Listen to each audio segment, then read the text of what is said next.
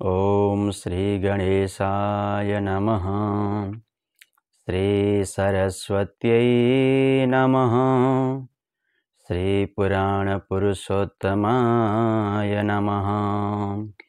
यं ब्रह्मा वरुणेन्द्र रुद्रमरुतः स्तुन्वन्ति दिव्यैस्तवैर्वेदैः साङ्गपदक्रमोपनिषदैर्गायन्ति यं सामगाः। ध्यानावस्थिततद्गतेन मनसा पश्यन्ति यं योगिनो यस्यान्तं न विदुषुरासुरगणा देवाय तस्मै नमः। श्रीमच्चन्दनचर्चितोज्ज्वलवपुः शुक्लाम्बरमल्लिका मालालङ्कृतकुण्डलप्रविलसन्मुक्तावली शोभिता। सर्वज्ञाननिदानपुस्तकधरा रुद्राक्षमालाकरा वाग्देवी वदनाम्बुजे वसतु मे त्रैलोक्यमाता चिरम्। मूकं करोति वाचालं पङ्गुं लङ्घयते गिरिं यत्कृपातमहं वन्दे परमानन्दमाधवम्। नमो भगवते तस्मै व्यासाय मिततेजसे यस्य प्रसादाद् वक्ष्यामि नारायणकथामिमाम्। नारायणं नमस्कृत्य नरं चैव नरोत्तमं देवीं सरस्वतीं व्यासं ततो जयमुदीरयेत्। नमस्तेस्तु जगन्मातः स्वस्थानि सर्वमङ्गले तव प्रसादात् देवेशे कथा पूर्ण भवेन्मम। समस्त श्रोतृवृन्द, हामीले नित्यप्रति श्री स्वस्थानी व्रत कथालाई श्रवण गराउँदै आइरहेका छौं। यस युट्युब च्यानलका माध्यमबाट हजुरहरूले प्रत्येक दिन एक एक अध्यायका क्रमले श्री स्वस्थानी परमेश्वरीको व्रत कथालाई श्रवण गरिरहनु भएको छ। यही क्रमलाई निरन्तरता दिँदै यहाँहरू सबैले देश तथा विदेशबाट यस च्यानलका माध्यमबाट कथालाई श्रवण गरेर नित्यप्रति हौसला उत्साह प्रदान गरिरहनु भएको छ र यस च्यानललाई हजुरहरूले सब्स्क्राइब पनि गरिरहनु भएको छ। आउनुहोस्, अब हामी चतुर्दश अध्यायमा 14औं अध्यायमा के कस्ता कथा रहेका छन् ती कथा अब म यहाँबाट हजुरहरूलाई श्रवण गराउन लागिरहेको छु। अत्यन्त ध्यानपूर्वक श्रवण गर्नुहुनेछ। आउनुहोस्। चतुर्दशोत्सवः। कुमारजी आज्ञा गर्नुहुन्छ, हे अगस्त्य मुनि। तहाँ उपरान्त पार्वतीले श्री स्वस्थानी परमेश्वरीको प्रसाद 8 रोटी, 8 अक्षता, 8 बेली पुष्प, 8 जोर जनै, 8 पान, 8 कुडका सुपारी सगुन समेत ल्याई, हे स्वामी, अब मेरो तपस्या पूर्ण भयो।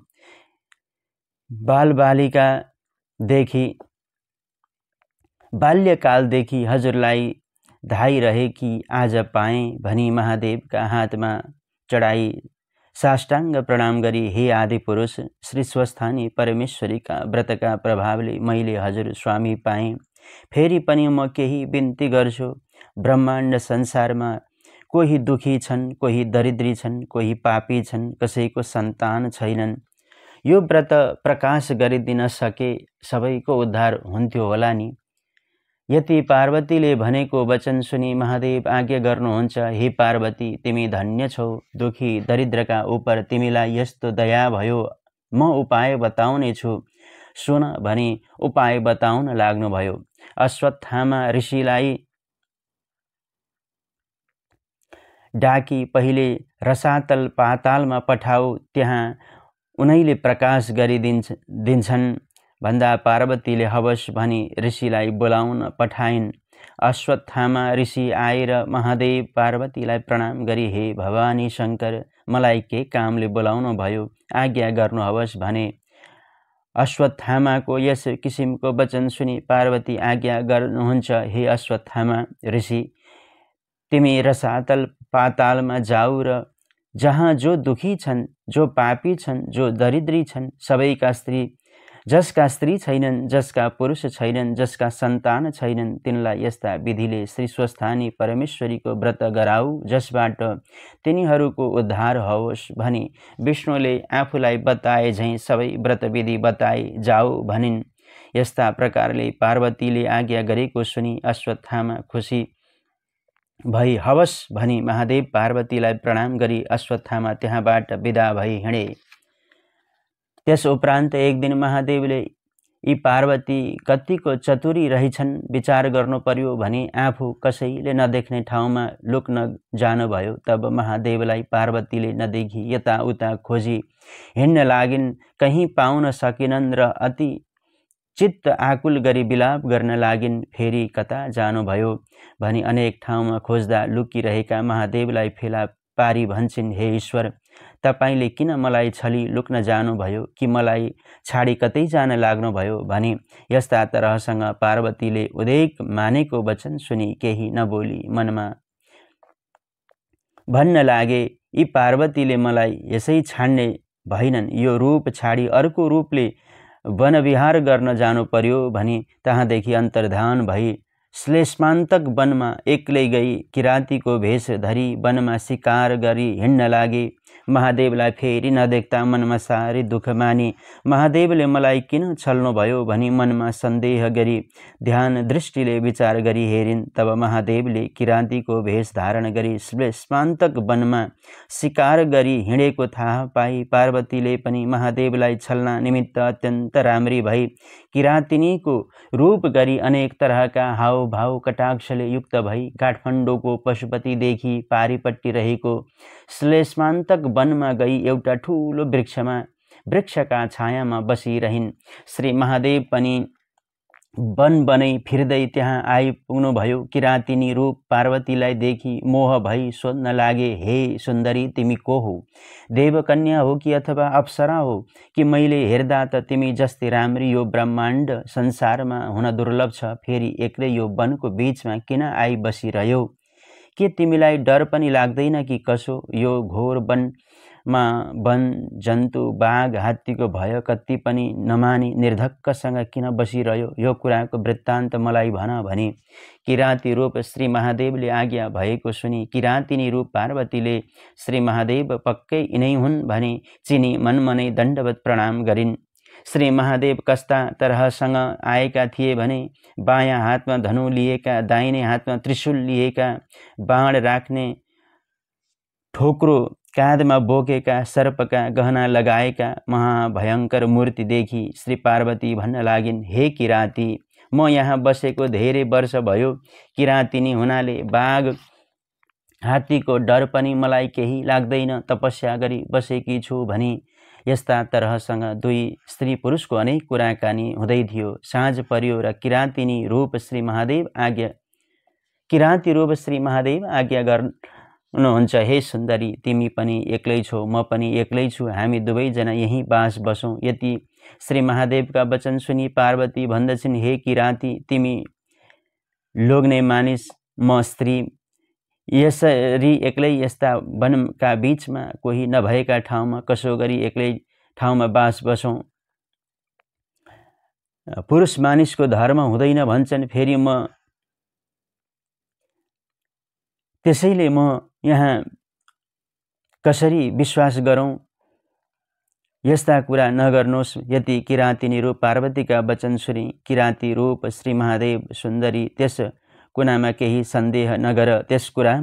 सन्देह नगर भने ती दुई स्त्री पुरुष त्यही वृक्षमा बसी बास बस्नुभयो। यस्ता तरहसँग बसेर कति दिन निर्वाह गर्ने हो? यी भोलानाथ त यसै गरी बसी दिन बिताउन पनि सक्दछन्, अब केही जुक्ति गर्नु पर्यो भनी मनमा विचार गरी श्री महादेवलाई छली आकाशवाणी भए झैँ गरी भन्न लागिन्, हे ईश्वर, तपाईले याद नराख्दा हामी ब्रह्मा विष्णु इन्द्रादिहरू सबैले साह्रै दुःख पायौँ। यसै बस्नुभयो भने हाम्रो उद्धार को गर्ला? हे करुणामय, हे वृषध्वज, कैलाश शून्य भएको धेरै काल भयो। कैलाशको चर्चा गरी हाम्रो उद्धार गरी रक्षा गर्नुहोस् भन्ने यस्तो आकाशवाणी भएको सुन्दा तब श्री महादेवले यो कसले भन्यो, म यहाँ आएको कसैले देखेको छैन भनी यताउति हेर्दा कहीँ पाउन सकेनन् र देवताहरूले भनेका हुन् भनी फेरि चोप लाग्नुभयो। तब किराँती रूप महादेवले फेरि किराँतिनी पार्वतीलाई नदेखी खोज्न लाग्नुभयो। तब पार्वतीले पनि केही थाहा नपाए झैँ फलफुल टिपी खान लागिन्। किराँती रूप श्री महादेव तहाँ पुगी, हे सुन्दरी, तिमीलाई खोज्दा खोज्दा कहीँ पाउन सकिन, कहाँ गएकी थियो भन्दा किराँतिनी रूप पार्वती भन्नुहुन्छ, हे किराँत, म तिमीलाई छाडी कहीँ गएकी छैन भनी सुन्दर वचन बोल्न लाग्नुभयो। र चन्द्रमा भन्दा पनि राम्री पार्वतीलाई देखि चित्त चञ्चल भई अत्यन्त पीडित भई र किराँतिनी रूप पार्वतीलाई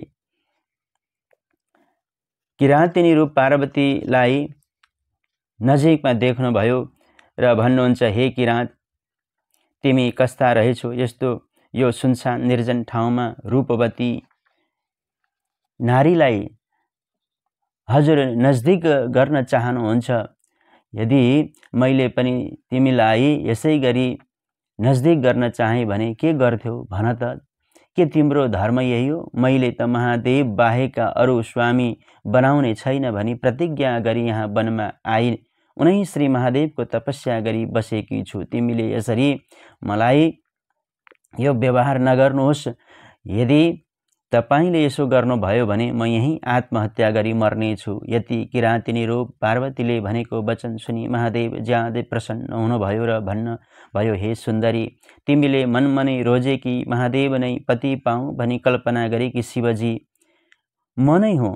वन विहार गर्न मन लागेर यहाँ आएको हुँ, नपत्याए हेर भनी आफ्नो वास्तविक ज्योति स्वरूपको दर्शन दिनुभयो। तब पार्वतीले मनमा आनन्द गरी पाउमा दण्डवत गरी, हे ईश्वर, उसो भए कन्यादान लिन मेरा बाबा महतारी छेउ हिँड्नुहोस् भनी बिन्ती गर्न लागिन्। भनिन् किराँतिनी रूप पार्वतीका पछि लागि महादेव जानुभयो। जाँदा जाँदा हिमालय पर्वतका घरमा पुग्नुभयो। तब महादेवले थाहा पाई यी त पार्वती पो रहेछन्, मलाई छल गरी आफ्ना बुबा आमासँग ल्याइन्, अब म कसो गरौँ भनी लाज मानी त्यहाँदेखि अन्तर्धान भई किराँतेश्वर शिवलिङ्ग भई श्लेषमान्तक वनका उत्तर भागमा गई बसोबास गर्नुभयो। फेरि महादेवलाई नदेखि पार्वतीले अति विलाप गरी ध्यान दृष्टिले विचार गरिन् र किराँतेश्वर शिवलिङ्ग भई रहेको चाल पाई पार्वती बागमतीमा गई नित्य स्नान गरी किराँतेश्वर शिवलिङ्गको ध्यान गरी वस्त्र पहिराई धूप दीप नैवेद्य चढाई पूजा गरी तपस्या गरिरहिन्। पार्वतीले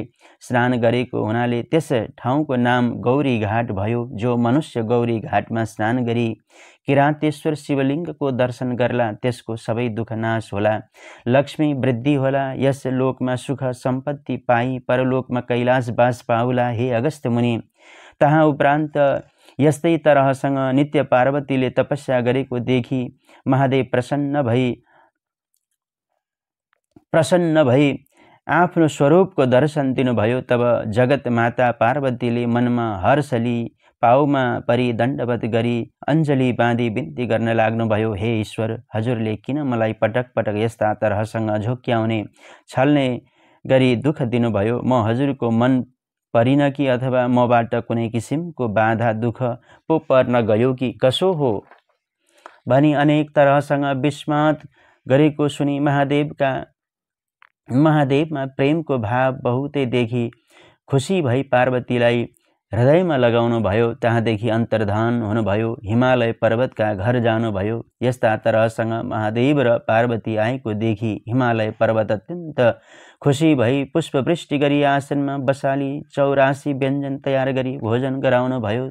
तहाँ 2-4 दिन बसी महादेवले पार्वतीलाई भन्नुभयो, हे पार्वती, धेरै दिन भयो, कैलाश जाउँ, तिम्रा बुबा आमासँग बिदा हौँ भन्दा पार्वतीले हवस् भनी दुवैजना हिमालय पर्वतसित बिदा हुन गए। महादेवले ससुरालाई भन्नुहुन्छ, हे पिता, धेरै दिनदेखि हामी दुवै